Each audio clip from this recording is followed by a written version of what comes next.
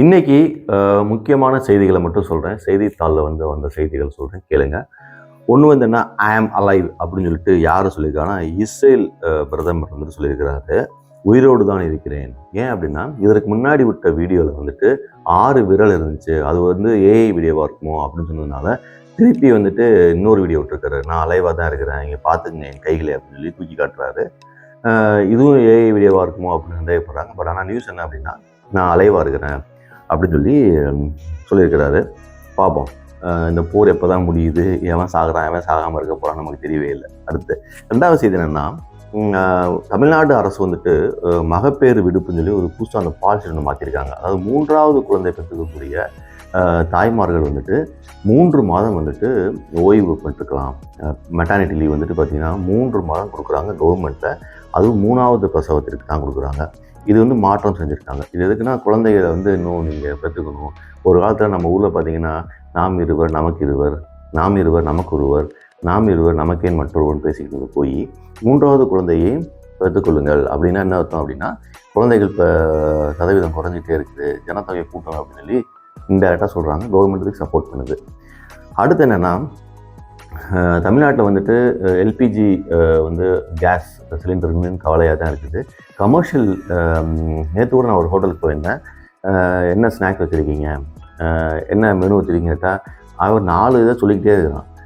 வேணாங்க, அவ்வளோதாங்க, எதுவுமே கிடையாது, இந்த 4 ஐட்டம் தான் இருக்குது இந்த கேஸ் சிலிண்டர். ஸோ ப்ராக்டிக்கலாக நம்ம நிறைய பாதிப்புகளை பார்க்க முடியுது. ஸோ என்ன நியூஸ் அப்படின்னா, இன்னும் கவலைக்கிடமாக இருக்கிறது கேஸ் சிலிண்டர் தட்டுப்பாடு தமிழ்நாட்டில்.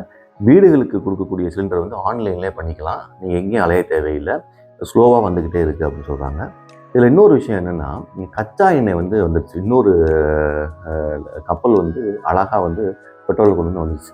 நம்ம மோடி அரசாங்கம் இதை பாராட்டணும். வர மக்கள் பாதிக்கப்படாது அப்படிங்கிறதுக்காக எப்படியோ எங்கேயோ சமரசம் பண்ணி நம்ம கப்பல் மட்டும் உள்ளே போய் அழகாக கச்சா எண்ணெய் தூக்கிட்டு வந்துடுறாங்க, க்ரூட் ஆயில் தூக்கிட்டு வந்துடுறாங்க நமக்கு அழகாக.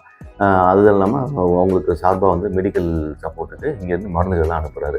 ஸோ அந்த விஷயத்தில் பாராட்டக்கூடியதான். இந்த சூழ்நிலையில் மக்கள் எதுவும் பாதிக்கக்கூடாதுன்றதுக்காக ட்ரம்ப்பையும் அட்ஜஸ்ட் பண்ணிக்கிட்டு, ஈரான் கவர்மெண்ட்டையும் அட்ஜஸ்ட் பண்ணிக்கிட்டு, அவங்களுக்கு கொடுக்க வேண்டிய மருத்துவ வசதிகளையும் கொடுத்துட்டு அவங்ககிட்ட க்ரூட் ஆயிலையும் வாங்கிட்டு வந்துடுறாரு சிம்பிளாக. ஸோ பெட்ரோல் டீசலுக்கு எந்த தட்டுப்பாடும் கிடையாது, கேஸுக்கு தான் தட்டுப்பாடு. அடுத்த நியூஸ் என்ன அப்படின்னா, சமரசமே இல்லை அப்படின்னு சொல்லிட்டு விஜய் சொல்லியிருக்கிறாரு. அதை பற்றி டீட்டெயில் வீடியோ நோட்டில் பார்ப்போம். அடுத்து என்னென்னா, திமுகவில் இப்போ டேட் அனௌன்ஸ் பண்ணிட்டாங்க. அங்கே நேர்காணல் நடந்துக்கிட்டு இருக்குது. அந்த நேர்காணலில் பார்த்தீங்கன்னா, திராவிட முன்னேற்ற கழகத்தின் தலைவர் மு.க. ஸ்டாலின் ரொம்ப தெளிவாக சொல்லியிருக்கிறாங்க, மக்கள் தான் தேர்ந்தெடுக்க போகிறாங்க அவங்கள, அதனால் ரொம்ப கேர்ஃபுல்லாக இருக்குன்னு ஒவ்வொருத்தருக்கும் சீட் அலாகேட் பண்ணுறது, நேர்காணல் பண்ணுறதுலாம் ஏகப்பட்டது பண்ணிகிட்டு இருக்காங்க. நீங்கள் பார்த்துட்டு இருக்கீங்க. என்ன தான் அவங்க நேர்காணல் பண்ணாலும் அவங்க ஒரு ஆளை லிஸ்ட் பண்ணி வச்சுருப்பாங்க, அவங்க தான் எடுக்க போகிறாங்க. அது பார்த்திங்கன்னா பணம் யாருக்கு அதிகமாக வச்சுருக்காங்களோ அவங்க தான் இருக்குன்னு நான் நினைக்கிறேன். பார்த்து பார்ப்போம். இதில் என்ன பியூட்டி அப்படின்னா, ஓபிஎஸ் இருக்கார் இல்லையா, முன்னாள் முதல்வர் ஜெயலலிதா அவர்களுடைய ஆசி பெற்ற ஒரு ஆண்மகன் ஓபிஎஸ், அவர் இந்த இன்டர்வியூவில் கலந்துருக்கிறாரு. எனக்கு ரொம்ப வருத்தமாக இருந்தது. ஏப்பா எவ்வளோ பெரிய ஆள், 3 தடவை முதலமைச்சர் வந்திருக்கிறாரு, அந்த கட்சியின் தலைவர், கிட்டத்தட்ட தலைவர் ரேஞ்சில் இருக்காரு, இங்கே ஜாயின் பண்ணி ஓகே, அதுக்காக மற்றவங்கள மாதிரியா ஒரு எம்எல்ஏ சீட்டுக்கு நான் இன்டர்வியூ நேர்காணலுக்கு வர்றது ஒரு பேட்டி கொடுக்குறாரு. தேனியில் தேனி மாவட்டத்தில் நிற்கிறதுக்காக தான் அந்த சீட்டுக்கிட்டு வந்துருக்கிறார் திமுகவில். அது முடிச்சுன்னு சொல்கிறாரு, தேனி மாவட்டத்தில் அதிமுகவே இல்லை, நான் பார்க்கவே இல்லை அதிமுகவை, ஸோ எங்கே பார்த்தாலும் திமுக தான் இருக்குது, ஸோ திமுக தான் ஜெயிக்கும் அப்படின்னு சொல்கிறாரு. அது மேட்ரு கிடையாது. இவரை போய் ஒரு சாதாரண இன்றைக்கி ஒரு அரசியல்வாதி மாதிரி மு.க. ஸ்டாலின் அவர்களும் வர வச்சு நேர்காணல் பார்க்குறாங்கன்னு சொல்கிறோம். இதுலேருந்து தெரியுது ஓபிஎஸோட தரத்தை நீங்களே பார்த்துக்கொள்ளுங்கள், சரியா?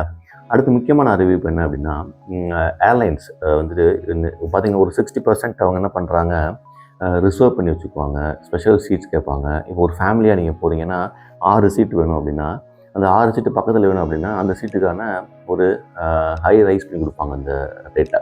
ஸோ இந்த கவர்மெண்ட் சொல்லிச்சுன்னா, இந்த மாதிரி நீங்கள் பண்ணக்கூடாது, 60% சீட் எந்த பாரபட்சம் இல்லாமல் நீங்கள் மக்கள் கொடுக்கணும். மேபி இந்த 40% வேணால் நீங்கள் என்ன பண்ணிக்க, இந்த ரேட் இன்க்ரீஸ் பண்ணுறது, ப்ரீமியம் பண்ணுறது, டிமாண்ட் இது பண்ணுறது, டேட்டு முன்னாடி வந்துச்சு பண்ணுறதுலாம் பண்ணக்கூடாதுன்னு சொல்லிட்டு ஒரு பெரிய சட்டம் போட்டிருக்காங்க. அது அவங்களுக்கு எவ்வளோ தூரத்தை பாதிப்புன்னு தெரியல. அடுத்து நம்ம ட்ரம்ப் ஒரு நியூஸ் என்னென்னா, இன்னும் 6 வாரங்களில் நான் சைனா போவேன். இந்த போர்னால வந்து அவர் சைனாவுக்கு போக வேண்டிய ட்ரிப் ஒன்று இருந்தது, கேன்சல் ஆயிடுச்சு.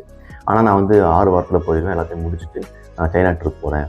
சைனாவுக்கு வந்து என்னுடைய ட்ராவல் பிளான் வந்து கேன்சல் பண்ணல, நான் போஸ்ட்போன் பண்ணியிருக்கேன் அப்படிங்கிற மாதிரி சொல்லியிருக்கிறாரு. அவர் பார்ப்போம் எப்போ முடியுதுலேருந்து போகுது, முடிஞ்சால் தான் உண்டு. இதில் கடைசி செய்தி என்ன அப்படின்னா, திமுக வந்து இந்த சீட்டு கொடுக்குறாங்கல்ல, வரிசையாக கொடுப்பாங்க, ஏலம் விடுவாங்கள்ல ஐபிஎல் மாதிரி. அப்போ அதில் வந்துட்டு இந்திய கம்யூனிஸ்ட்டுக்கு வந்து என்ன கொடுத்துருக்காங்கன்னா 5 சீட்டு கொடுத்துருக்காங்க. லாஸ்ட் இயர் வந்து லாஸ்ட் டைம் வந்து 6 கொடுத்துருக்காங்க போல, இப்போ 5 கொடுத்துருக்காங்க. அதை வாங்கிக்கிட்டாங்க. ஏன்னா எனக்கு தெரிஞ்சு 5 அதிகம் தான் நினைக்கிறேன். எதுக்கு 5 கொடுத்தாங்கன்னு தெரியல. இந்த கட்சியில் யார் இருக்கா, என்ன தொண்டர் இருக்காங்க, என்னென்னு செய்கிறாங்கன்னு நமக்கு தெரியல. ஆனால் இவரும் மதித்து 5 சீட்டு கொடுக்குறாரு. வெளியே வந்து என்ன சொன்னாங்க அப்படின்னா, நாங்கள் ஒரு சீட்டு குறைச்சிக்கிட்டோம். ஏன் அப்படின்னா கூட்டணியில் நிறைய பேர் வராங்க, அதனால் நாங்களும் கொஞ்சம் அட்ஜஸ்ட் பண்ணிக்கிறோம் அப்படின்னு சொல்லிட்டு சீட்டை குறைச்சிட்டாங்க. ஒருவேளை இந்த ஒரு சீட்டு இவருக்கு போயிடும் நினைக்கிறேன், திருமாவுக்கு. ஸோ ஸ்டாலின் அவர்களுடைய கணக்கு வழக்கெல்லாம் கடுமையாக இருக்குன்னு நினைக்கிறேன், பார்ப்போம். இதுதான் வந்து இன்றைக்கி இருக்கிற ஹெட்லைன்ஸ் தமிழ்நாட்டில். நீங்கள் பாருங்கள், அடுத்த நியூஸை நான் சொல்கிறேன். தேங்க்யூ.